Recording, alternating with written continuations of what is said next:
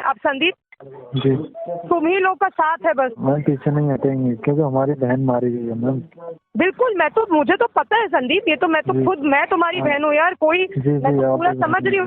सुनो संदीप मेरे लिए एक काम कर दो भाई, प्लीज कर दो एक काम। मेरे को हाथ जोड़ के विनती है संदीप, पिताजी का ना एक छोटा सा वीडियो बना लो जहाँ पिताजी बोल रहे हैं कि हाँ मुझ पे बहुत प्रेशर था ये स्टेटमेंट देने के लिए कि मैं सेटिस्फाइड हूँ, संतुष्ट हूँ कार्रवाई से, और हमको जांच चाहिए क्योंकि हमारी बेटी मरी है। हमारी बेटी को हमें देखने भी नहीं दिया, बिना देखे दफनाए दिया। संदीप प्लीज एक वीडियो बना के मुझे भेज दो। संदीप तुम बैठे हो पिताजी के साथ, सिर्फ तुम ही कर सकते हो। 5 मिनट लगेगा, एक वीडियो जल्दी से बनाओ और सिर्फ मुझको भेज दो।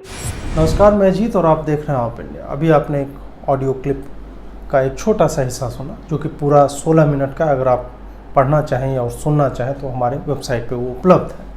इंडिया टुडे की एक पत्रकार हैं जो कि हाथरस की पीड़िता जो है उसके भाई से बात कर रहे हैं और उनको बता रही हैं, और लगभग एक तरह से थोड़ा थोड़ा जो है धक्का देना जिसे कहते हैं वो करते हुए उससे ये बोल रहे हैं कि संदीप प्लीज़ मुझे 2-3 मिनट का 5 मिनट का एक छोटा सा वीडियो जो है अपने पिता का ये बयान दिलवा दो कि उस पर प्रशासन ने दबाव डलवाया बोलने के लिए जो भी उन्होंने पहले बोला था। इस बात को आप इस संदर्भ में देखिए कि सारे लोग बोल रहे हैं कि मीडिया को जो है घुसने क्यों नहीं दिया जा रहा है उस इलाके में। पहला प्रश्न ये है कि मीडिया के वहाँ जाने से क्या सॉल्व हो जाएगा? क्या मीडिया कुछ ऐसा दिखा देगी जो हम नहीं जानते हैं? इस पूरे प्रकरण में अब बचा क्या है दिखाने के लिए? अब तो यही बचा है ना कि उसकी माँ का फिर से स्टेटमेंट लेंगे, उसके भाई का स्टेटमेंट लेंगे, उसके ग्रीविंग फादर का स्टेटमेंट लेंगे, यही बचा हुआ है। या 24 घंटे जो है वहीं पे मीडिया का जमावड़ा लग जाएगा और पूरा पीपली लाइव बन जाएगा।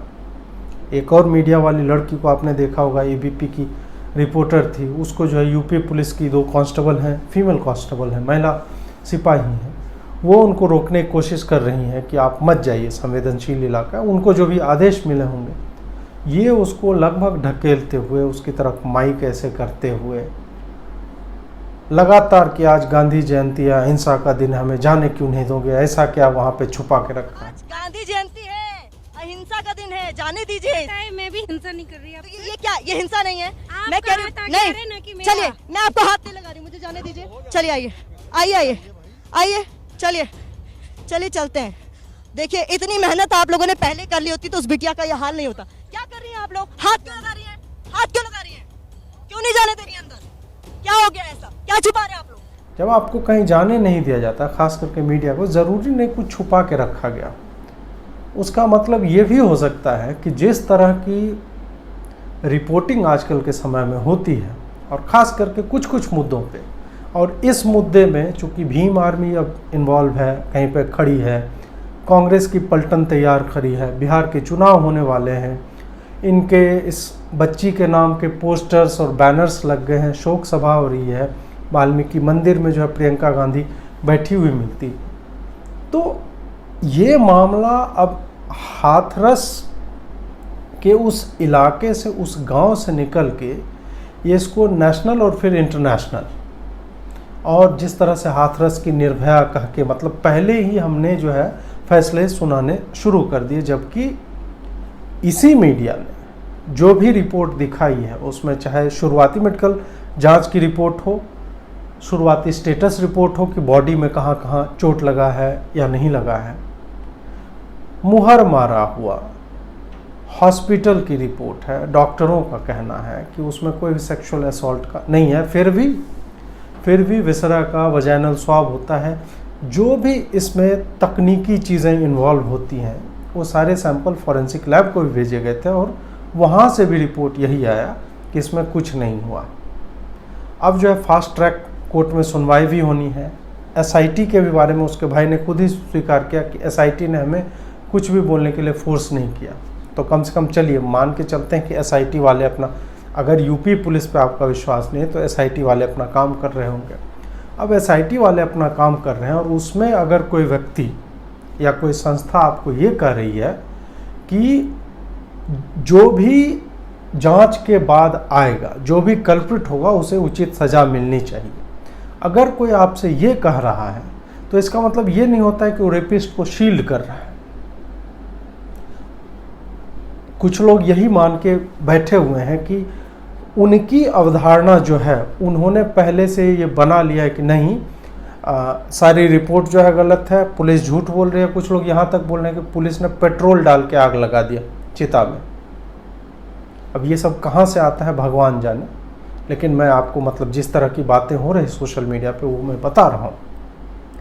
उसके बाद और भी 2 ऑडियो जो है लीक हुआ है। एक प्रियंका गांधी के टीम का कोई व्यक्ति है, वो समझा रहा है उसी लड़की के भाई को, पीड़िता के भाई को, कि तुम्हें क्या क्या बोलना है, कैसे बोलना है, प्रियंका जी आ रही हैं, इस तरह की बातें।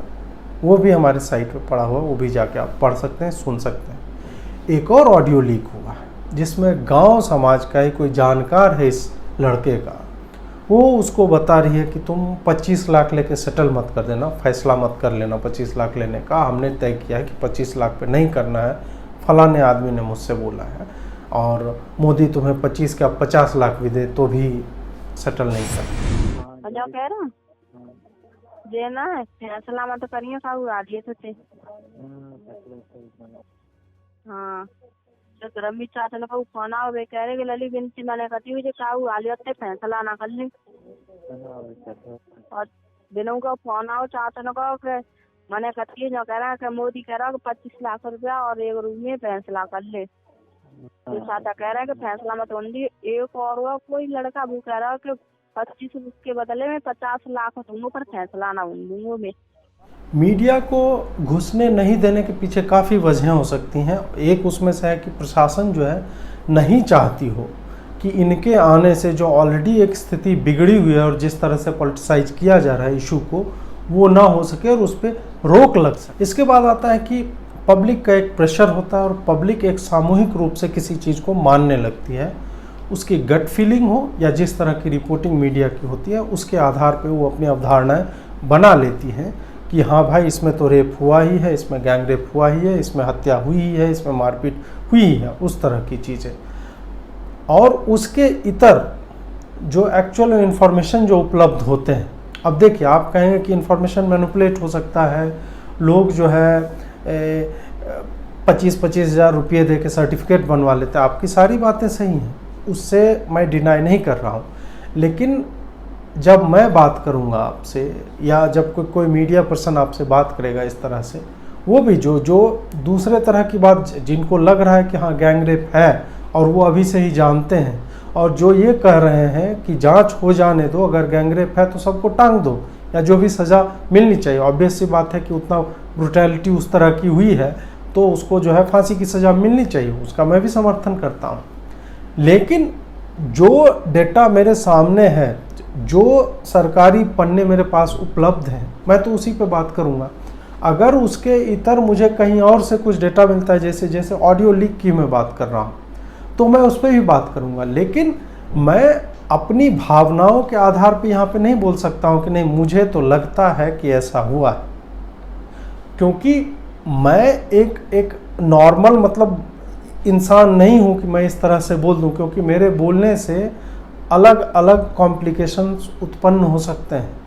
मेरे बोलने से लोग मानने लगेंगे, जैसे कि मीडिया में जिस तरह की खबर चली है तो उससे लोग मानने लगे। और मैं ये नहीं कर रहा हूँ कि लोग अभी जो मान रहे हैं वो गलत ही है या वो सही ही है। मैं बस ये कह रहा हूँ कि आप इंतज़ार कीजिए कि इस मामले का सत्य जो है सामने आ जाए, और हड़बड़ी मत कीजिए।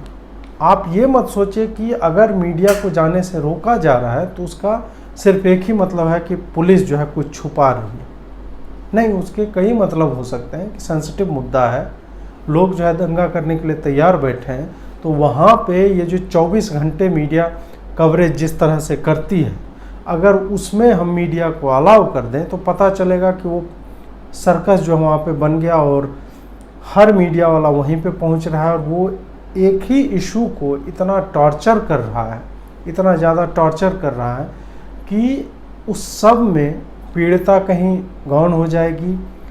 एक ग्रीविंग फादर है या उसका भाई है, उसको मतलब लगातार बयान उससे लेना, इस चैनल वाले को भी दो, उस चैनल वाले को भी दो, ये सब होता रहेगा। आप ये देखिए कि एक बात तो ये हो गई कि पीड़िता अब इस दुनिया में नहीं है।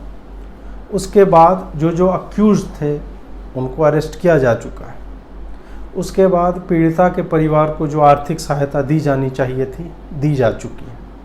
उसके बाद और भी आर्थिक सहायता के अलावा जो भी करना था वो सारी चीज़ें हो चुकी हैं। रेप के आंकड़ों की अगर मैं बात करूं, और वो बात इसलिए भी करना ज़रूरी है क्योंकि जिस आइडेंटिटी की हम बात कर रहे हैं, दलित आइडेंटिटी की बात, और उसे जो है ठाकुर के लड़के ने कथित तौर पे उसका गैंगरेप किया। हर दिन राजस्थान में 16, यूपी में 8 बलात्कार होते हैं हर दिन, एवरेज है। 2019 का डेटा मैं आपके सामने ला रहा हूँ। राजस्थान में प्रति लाख, हर 1 लाख पॉपुलेशन पे, जनसंख्या पे 15.9 बलात्कार होते हैं हुए, मतलब 6000 के लगभग बलात्कार हुए 2019 में। यूपी में वही आंकड़ा 2.8 है, 2.8 है प्रति लाख बलात्कार का। सिर्फ इन दोनों जगहों को हम मिला लेते हैं, यूपी और राजस्थान, 24 बलात्कार हर दिन होते हैं। उन 24 बलात्कारों में आप जिस तरह की पहचान डालना चाहें, खोजना चाहें, आपको मिल जाएगा। उसमें से कुछ दलित बच्चियां होंगी, कुछ उसमें आपको अल्पसंख्यक समुदाय के लोग मिल जाएंगे, कहीं पे परपिट्रेटर जो है, जो कल्प्रिट है, अपराधी है, वो अल्पसंख्यक समुदाय का होगा, कहीं वो सवर्ण होगा, कहीं वो दलित होगा। आप इन हर दिन के इन 24 मामलों में आपको जिस तरह का खोजना है उस तरह के आंकड़े और उस तरह के लोग, उस तरह के अपराधी, उस तरह की पीड़िता आपको मिल जाएगी। कितनों के नाम या कितनों के चेहरे एक बैनर पे जाके लगते हैं ऐसे मामलों में, कितने दिन ऐसा होता है। मैं आपको क्रुद्ध होने से नहीं रोक रहा हूं, मैं आपको उद्विग्न होने से नहीं रोक रहा हूं, मैं आपकी भावनाओं का सम्मान करता हूं और मैं ये समझ रहा हूं कि एक नागरिक के तौर पे जब हमारे पास इस तरह की क्रूरतापूर्ण अपराधों के, ऐसे अपराधों के खबरें आती हैं तो हम हिल जाते हैं, हम सोचने लगते हैं कि ये मेरे घर में भी हो सकता है किसी के साथ। आंकड़ा ये भी कहता है कि 100 में से, भारत में 100 जो रेप होते हैं उसमें 94 रेप करने वाले लोग जो होते हैं वो आपके भाई, चाचा, फूफा, दोस्त, ऑनलाइन दोस्त, लिव इन पार्टनर, या आपने जिस पति को तलाक दे दिया वो या अलग होके रह रहे हैं वो करते हैं। 100 में 94, 100 में सिर्फ 6 केसेज ऐसे होते हैं जिसे पीड़िता नहीं जानती। हम इस समाज में रहते हैं। ये आंकड़े जानना इसलिए ज़रूरी है ताकि आपको पर्सपेक्टिव मिले, आप ये सोच समझ सकें और ये आप निर्णय ले सकें कि जो हमारे सामने दिखाया जा रहा है और जिस रंग रूप में दिखाया जा रहा है उसमें जो दाहिने बाएं, बिहार चुनाव, कांग्रेस पार्टी, भीम आर्मी, चंद्रशेखर रावण, ये लोग जो इतने लोग नमक मिर्च लगा रहे हैं वो क्यों लगा रहे हैं, उसमें आपको एक गिरोह की करतूत नज़र आएगी कि हमें क्या ट्वीट करना है, हमें जो है प्रधानमंत्री ने ये लिखा है उसके नीचे जाके आज क्या जो है इंस्टाग्राम पे क्या कमेंटबाजी करनी है। हर चीज़ एक सुसंगठित तरीके से हो रही है ताकि उस बच्ची का मसला जो उस मसले में से, उस मामले में से वो बच्ची गायब हो जाए और फिर 5 साल पहले जैसे बिहार चुनाव के समय में एक अखलाक को तैयार किया गया था, उसी तरह भारत को अचानक से, उस समय असहिष्णु हो गया था भारत, अब ठीक ठाक हो गया है।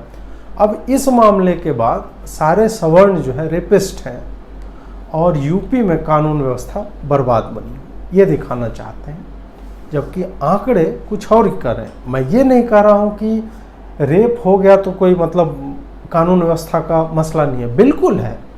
2.8 की दर भी अगर वो 36 राज्य और केंद्र शासित प्रदेश हैं उसमें 24वें नंबर पे भी है तो भी वो एक समस्या, वो शून्य क्यों नहीं है। हम शून्य की तरफ बढ़ने के लिए क्या क्या इंतज़ाम कर रहे हैं, हमें ये जानने का हक है। अब मैं चाहूँगा कि आप ये 2 वीडियो भी देखें, जिसमें ज्यों ही ये पूरा कृत्य हुआ था उसके बाद उसकी माँ जो है थाने गई थी और वहाँ थाने के सामने उन्होंने क्या बोला है, और उस बच्ची ने जो है, जो ज़मीन पे लेटी हुई है, शायद उसे इस तरह की इंजरीज़ हुई है कि वो उठ नहीं सकती। दुर्भाग्य हमारे सिस्टम का कि शायद थाने में स्ट्रेचर भी नहीं था। थाने में क्या मतलब, जहाँ सरकारी अस्पताल में भी शायद आपको स्ट्रेचर जो है इस तरह से हर पीड़ित को मिल जाए, तो वो भी हम मानते हैं कि बहुत बढ़िया काम हो रहा है। क्यों दबा दिया बताओ? हैं?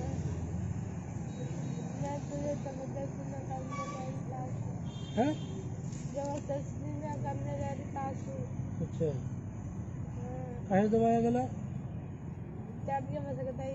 काहे से? हाथों से? और भी कहीं चोट है? जीव दिखाइए। पापा कहाँ थे तुम्हारे? पापा तो मैं छपाने के लिए काम सीधे मेरा रोज का काम है। तो रोज ही आवता है, एक दिन थोड़ी ना हमारा। तुम कहाँ थे? मैं जोरी। क्या मामला था? ये लड़की आपकी पेश बढ़िया। अब ऐसे गांव में है कि तू में तो होती रहती है। जो बाने ऐसा खुद से लगा रही है कि घास गुगे से लोड़िया का के तब खेचे लगो बाजारा में। ये गला किसने दबाया? गुड्डू के छोरा ने। क्या नाम है उसका? संदीप।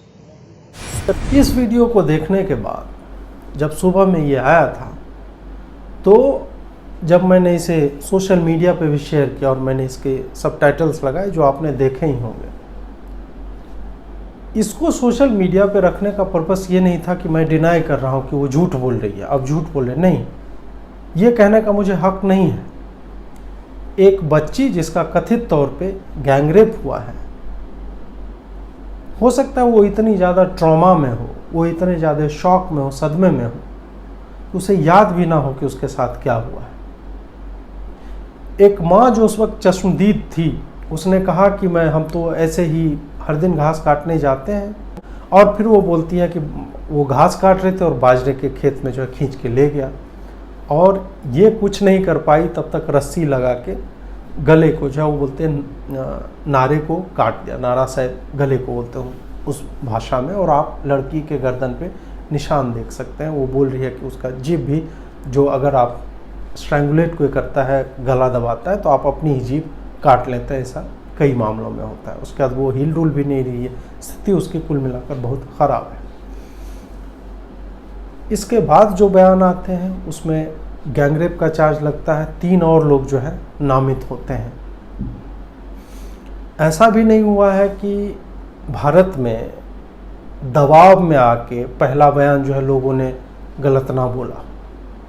दबाव होता है, ट्रॉमा होता है। जिसके बेटी के साथ इस तरह से अटेम्प्ट टू मर्डर और गैंगरेप कथित तौर पे अगर हुआ है, तो हो सकता है कि उसके दिमाग में, और ख़ास करके आप उस समुदाय से आते हैं जो वंचित है, जिसे इग्नोर किया जाता रहा है सिस्टम से, और उसे ये भी पता है कि गांव का सिचुएशन क्या है, कि अगर मैं कुछ बोलती हूँ उसे ज़िंदा भी रहना है।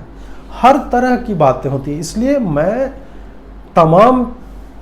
मैंने आपको बोला कि मीडिया ही वही सबूत ला रही है। मीडिया ही ला रही है कि पोस्टमार्टम का रिपोर्ट क्या है, मीडिया ही कह रही है कि एडीजी ने कहा है कि फोरेंसिक लैब से जो रिपोर्ट आया उसमें रेप का कुछ नहीं। उसके बावजूद जिस तरह का हमारा समाज है, मैं अपना फैसला देने की स्थिति में नहीं हूँ कि ये दो वीडियो बस आपको मैंने इसलिए दिखाया क्योंकि ये आज आए हैं, और आप खुद जो है इसको देख के जो है फैसला ले सकें।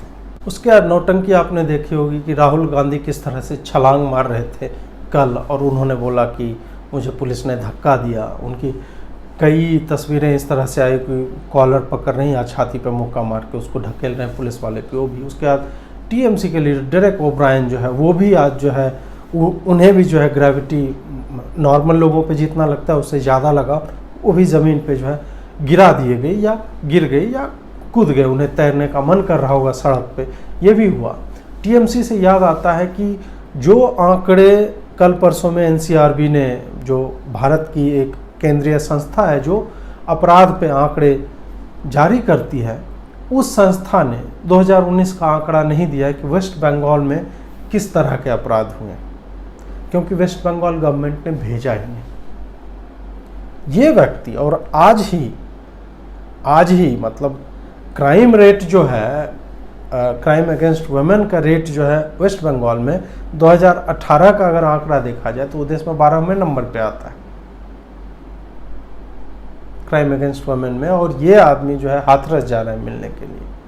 तो यही वैचारिक दोगलापन है जो नेता लोग करते हैं। तो उसमें जो जेन्युइन केसेस होता है तो आदमी उसको भी सस्पिशन से देखने लगता है, उसको फिर संदेह की दृष्टि से देखने लगता है कि यहाँ पे क्या ये नेता वहाँ पे क्या करने जा रहा है। नेता जा रहा है तो कुछ उसको जो है ऐसे राजनीतिक रंग देने के लिए जा रहा हो। ये इन सब चीज़ों को अगर आप देखेंगे कि जिस तरह से टीएमसी का लीडर इन्वॉल्व होना चाहिए, एवरीबॉडी अदर देन बीजेपी मतलब एक उसमें से टुकड़ा जो है ले लेना चाहता है। और इस सब में हाथरस की बेटी तो रहेगी, ये वर्ड्स तो रहेंगे, लेकिन एक्चुअल जो विक्टिम थी उसका नाम वो सब गायब हो जाएगा। क्योंकि कभी भी इनकी मंशा किसी रोहित वेमुला को न्याय दिलाने की, किसी अखलाक को न्याय दिलाने की, किसी तबरेज को न्याय दिलाने की कभी नहीं रहती है। ये सब वो सीढ़ियाँ हैं जिसके ऊपर ये लात रखकर अपने पॉलिटिकल एजेंडा को आगे बढ़ाते हैं। इसलिए मैं कहता हूँ कि आप हिस्टोरिकल प्रेसिडेंसेस देखते हुए अपने मन में फैसला मत कीजिए। जो पहले हो चुका है उसके आधार पर फैसला मत कीजिए कि पुलिसिंग सिस्टम इतनी बिगड़ी हुई है कि हमें विश्वास ही नहीं होता है कि पुलिस कुछ अच्छा कर भी सकती है। नहीं होता हमें विश्वास। इस तरह से मतलब सब कुछ ताना बाना पूरा बिगड़ा हुआ है। बावजूद इसके सोशल मीडिया के दौर में जिस तरह से इन्फॉर्मेशन आपके पास आता जा रहा है, चाहे मीडिया के थ्रू आए या और जगहों से आए, तो उसे जो है वैलिडेट करने के बाद, कंफर्म करने के बाद ही अपनी अवधारणाएं बनाइए। नहीं तो ये भी हो सकता है कि चारों आरोपी जो है फांसी पे चढ़ा दिए जाएं, और हो सकता है कि उन्होंने गैंगरेप किया हो, और ये भी हो सकता है कि उन्होंने गैंगरेप ना किया हो, और बावजूद इसके पब्लिक प्रेशर में कुछ ऐसा हो जाए जिसके बारे में सत्य अगर आपको बाद में पता चले तो आपके पास कहने के लिए कुछ बचे नहीं। जुड़े रहिए। बहुत बहुत आभार आपका। नमस्कार।